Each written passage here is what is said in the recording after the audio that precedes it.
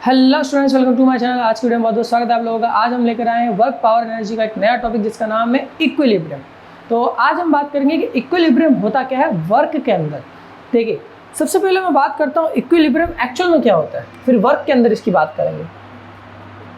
अगर मैं बात करूँ इक्विलिब्रियम की, तो जैसा कि हमने पिछले सारे टॉपिक्स में पढ़ा होगा, मैकेनिक्स के अंदर हम जानते हैं इक्विलिब्रियम उसको बोलते हैं जहाँ पर टोटल फोर्स यानी कि नेट फोर्स कितनी होनी चाहिए, जीरो होनी चाहिए। उसको क्या कहा जाता है, इक्विलिब्रियम कहा जाता है। ये हमने पढ़ा है मैकेनिक्स के अंदर, ओके। बट वर्क के अंदर इसका क्या सीन होता है वो हमें देखना पड़ेगा कि वर्क के अंदर क्या होता है। देखिए, वर्क के अंदर जब हम बात करेंगे इक्विलिब्रियम की, तो हम कहेंगे कि चेंज इन पोटेंशियल एनर्जी क्या होती है, जीरो होती है। हम वहाँ पर ये बात करते हैं। तो उसमें हम दो पॉइंट्स निकालते हैं, एक मिनिमा और एक मैक्सिमा। तो हम कैसे निकालेंगे वो भी हम उसके अंदर डिस्कस करेंगे। तो चलिए वीडियो को पूरा देखिएगा और इसको स्किप मत कीजिएगा। तो चलिए शुरू करते हैं। अगर हम वर्क के अंदर इक्विलिब्रियम की बात करें तो टोटल तीन तरीके के इक्विलिब्रियम होता है। एक होता है स्टेबल इक्विलिब्रियम। सो यार, स्टेबल इक्विलिब्रियम क्या होता है?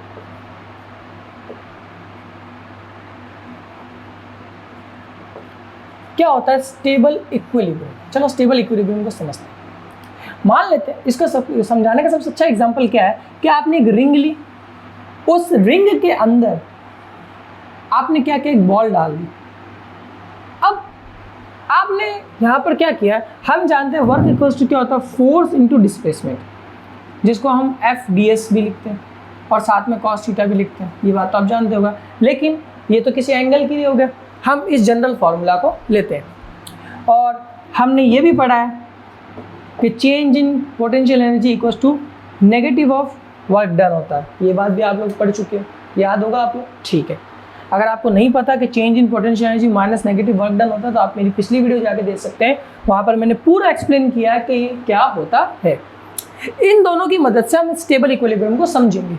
मान लीजिए आपने यहाँ पर कोई एक फोर्स दिया, तो ये बॉल उठकर ऐसे यहाँ आगे गई, लेकिन होगा क्या, जैसे ही इसकी ऊंचाई बढ़ेगी, ये डिस्प्लेसमेंट होगा, ये बॉल वापस कहाँ आएगी, पीछे की तरफ आएगी। तो ये ऐसे जाएगी ऊपर, धीरे धीरे ये ऐसे ऐसे ऐसे ऐसे होते होते होते होते वापस उसी पोजीशन पर आ जाएगी जहाँ से इसने स्टार्ट किया था। तो स्टेबल इक्विलिब्रियम उसको कहेंगे जहाँ पर जो डिस्प्लेसमेंट होता है, जब किसी बॉल पे या किसी चीज़ पे फोर्स लगाई जाए और उससे जो डिस्प्लेसमेंट हो, तो उसके बाद में जब फोर्स जीरो हो जाती है, यानी कि नेट फोर्स जब जीरो हो जाती है, तब वो जो ऑब्जेक्ट होता है वापस उसी पोजीशन पे आ जाता है जहाँ से उसने स्टार्ट किया था। ये होता है स्टेबल इक्विलिब्रियम। समझ में आया आपको स्टेबल इक्विलिब्रियम कैसे कहेंगे? इसको समझाने के लिए मैं कह सकता हूँ कि एक पेंडुलम लेते हैं, पेंडुलम को ऐसे झटका देंगे तो पेंडुलम इधर जाएगा, इधर आएगा, इधर आएगा, इधर आएगा। मैं दिखा देता हूँ आपको, देखिए मेरे पास एक छोटा सा पड़ा है, ये देखिए। अगर मैं इसको ऐसे करूँ, इसको अगर मैं ऐसे लाऊं और इसको ऐसे छोड़ दूँ, तो ये थोड़ी देर ऐसे होते होते होते होते होते होते वापस इसी पोजीशन पे आ गया जहाँ से इसने स्टार्ट किया था। इसका मीनिंग क्या हुआ कि ये स्टेबल इक्विलिब्रियम है। तो स्टेबल इक्विलिब्रियम में क्या कहेंगे कि जिस पॉइंट से हमने स्टार्ट किया था, हमारा ऑब्जेक्ट वापस उसी पॉइंट पर आ जाए, इसको कहेंगे स्टेबल इक्विलिब्रियम। अच्छा, इसमें जो स्लोप होगा du/dx वो कितना होता है, जीरो होता है। ये स्लोप को रिप्रेजेंट करता है du/dx। एक्चुअल में क्या होता है, अगर हम इसका ग्राफ ले ऐसे, ठीक है, तो हमारा पोटेंशियल यहाँ पर जीरो होता है और यहाँ पर जीरो होता है, इन दो पॉइंट्स पर, ठीक है। इस बात को हमेशा याद रखिएगा। तो ये हमारा जीरो। लेकिन अगर मैं इसका एक बार डिफरेंशिएट और करूं, तो ये वापस ये जीरो से बड़ा आएगा, यानी कि ये एक पॉजिटिव वैल्यू देगा। इस पॉजिटिव वैल्यू को हम कहते हैं मिनिमा, हिंदी में बोलते हैं निम्निष्ठ। अच्छा, क्या होता है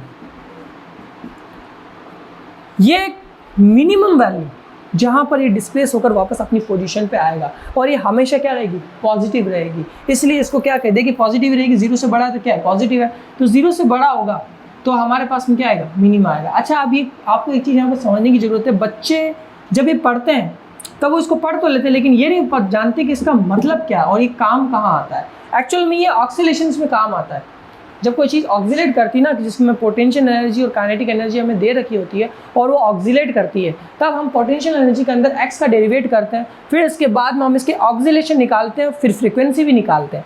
ये काम आता है फ्रीक्वेंसी और ऑक्सीलेशन को निकालने के अंदर। जब आप बाकायदा मैकेनिक्स के अंदर काम करते हो, मैकेनिक्स आप पढ़ते हो ढंग से, अभी तो आप पढ़ रहे हो 11th-12th के हिसाब से, जब आप ग्रेजुएशन में जाते हो तो आप लाग्रांज मेथड पढ़ते हो, ठीक है, हैमिल्टोनियन मेथड पढ़ते हो, तो वहाँ पर ये पूरा ढंग से एक्सप्लेन वहाँ पे किया गया है। इसका असल यूज़ वहाँ पे आपको देखने को बहुत मिलेगा, लेकिन यहाँ पर इसके ज़्यादा क्वेश्चंस मुझे नहीं लगता अवेलेबल होंगे, क्योंकि ये सिर्फ डिनोट कर रहा है मिनिमा को और मैक्सिमा को, किसकी, इसकी पोजीशन के अकॉर्डिंग, ठीक है, इसके सिस्टम को ये नहीं समझा रहा है, ठीक है। लेकिन हम इससे इसके सिस्टम को समझने की भी कोशिश कर रहे हैं, और मैं आपको इससे मैं आपको ये सिस्टम भी समझा दूंगा।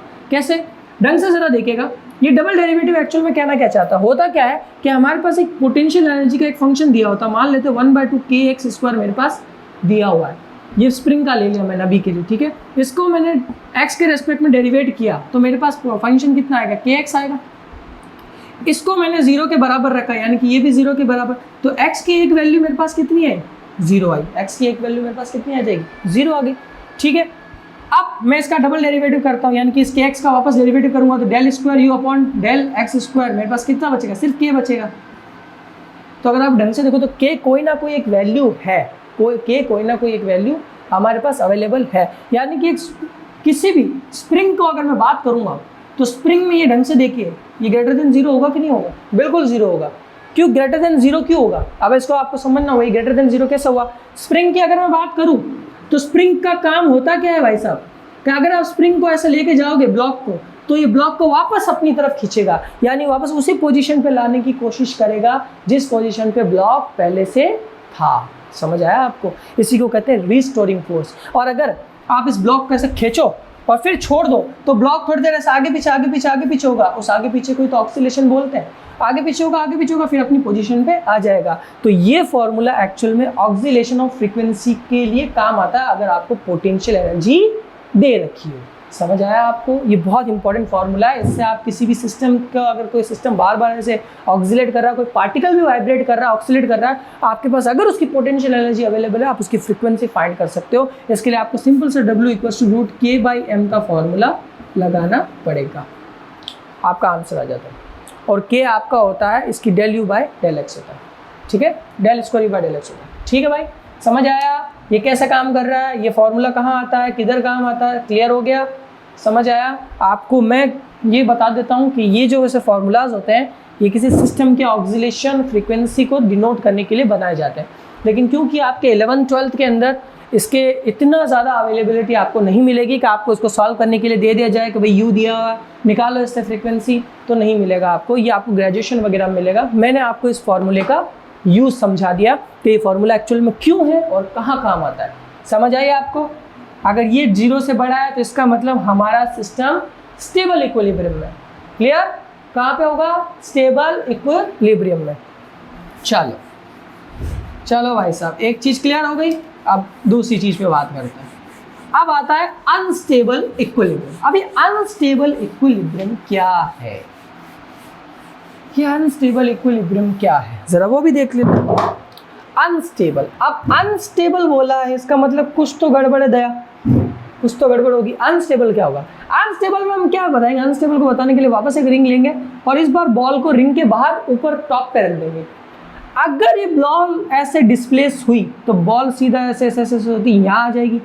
क्या ये बॉल वापस ऊपर जा सकती, बिल्कुल नहीं जा सकती। इसी को कहते हैं अनस्टेबल इक्विलिब्रियम, जिसमें हम ये कहते हैं कि अगर पार्टिकल या ऑब्जेक्ट एक बार अपनी पोजीशन से डिस्प्लेस हो गया तो वापस उसी पोजीशन को नहीं पा सकता। इसी को कहते हैं अनस्टेबल इक्विलिब्रियम। समझ आया आपको, बहुत ईजी है। अनस्टेबल इक्विलिब्रियम जस्ट उसका उल्टा है, स्टेबल इक्विलिब्रियम का जस्ट उल्टा है। स्टेबल इक्विलिब्रियम में क्या होता है कि हम वो पार्टिकल वापस अपनी पोजीशन पा जाता है।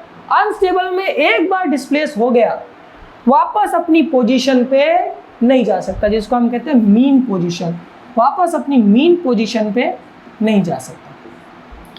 इसको कहते हैं अनस्टेबल इक्विलिब्रियम।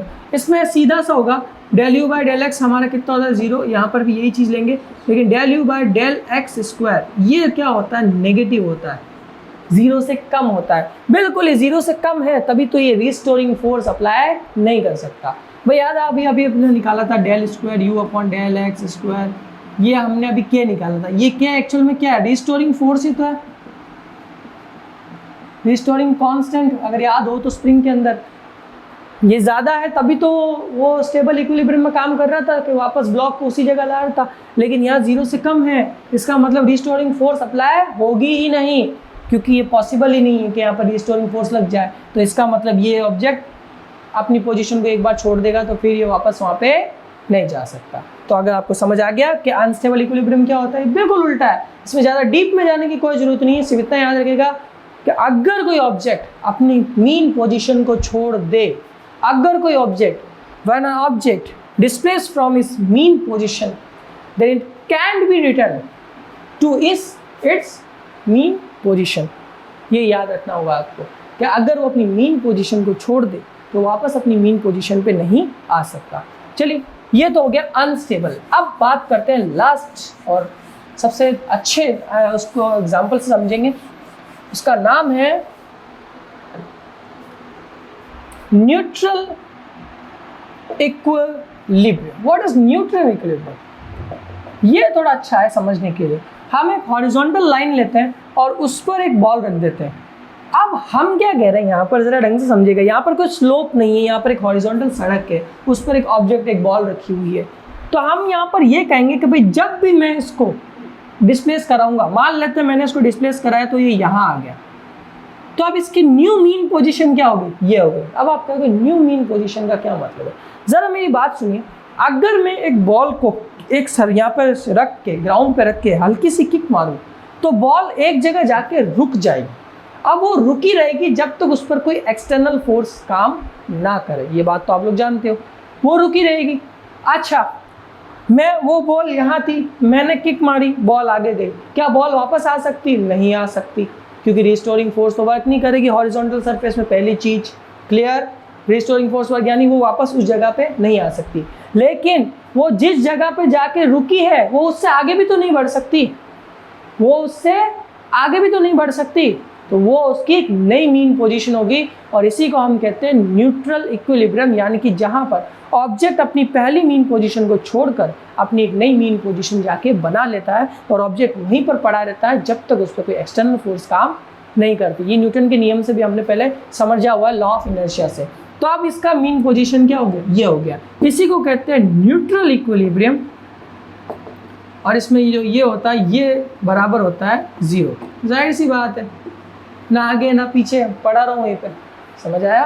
तो ये हमने आज डिस्कस किए 3 इक्विलिब्रियम, जो कि बहुत ज़्यादा इंपॉर्टेंट थे लेकिन थे इजी। ठीक है। अच्छा, हमारा एक लास्ट 2 टॉपिक्स और बचे हैं। मैकेनिकल एनर्जी बचा, कंजर्वेशन ऑफ मैकेनिकल एनर्जी, और एक टॉपिक वर्क पावर एनर्जी का बचा है। उसके बाद में हम इसको एंड कर देंगे, फिर हम सेंटर ऑफ मास पे आएंगे। लेकिन उससे पहले, जैसे कि हम हर बार करते आए, हम क्वेश्चंस को सॉल्व करेंगे वर्क पावर एनर्जी के बहुत सारे, लगभग 40 के करीब क्वेश्चंस इस बार मैं लाऊंगा। चार अलग अलग वीडियोस के अंदर मैं लाऊंगा और उसके अंदर हम कंप्लीटली डिस्कस करेंगे हर एक क्वेश्चन को। तो आई होप सो आपको ये वीडियो बहुत ज़्यादा अच्छी लगी होगी।